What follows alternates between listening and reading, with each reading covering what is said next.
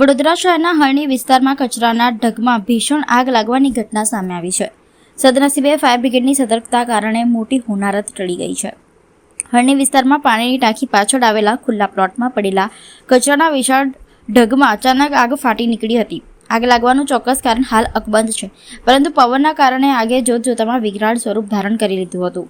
આગના કારણે આકાશમાં કાળા ધુમાડાના ગોટેગોટા ઉડતા જોવા મળ્યા હતા, જેના કારણે સ્થાનિકોમાં ભયનો માહોલ ફેલાયો હતો. ઘટનાની જાણ થતાં જ વડોદરા ફાયર બ્રિગેડની ટીમ તાત્કાલિક ઘટના સ્થળે પહોંચી ગઈ હતી અને આગ બુઝાવવાની કામગીરી હાથ ધરવામાં આવી હતી. ફાયર ફાઇટરોએ ભારે જહેમત બાદ સતત પાણીનો મારો ચલાવી આગ પર કાબૂ મેળવ્યો હતો.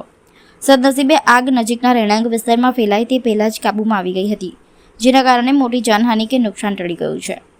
પ્રાથમિક તપાસ મુજબ કચરામાં ફેંકાયેલી સળગતી બીડી અથવા તો શોર્ટ સર્કિટના કારણે આગ લાગી હોવાની શક્યતા વ્યક્ત કરવામાં આવી રહી છે.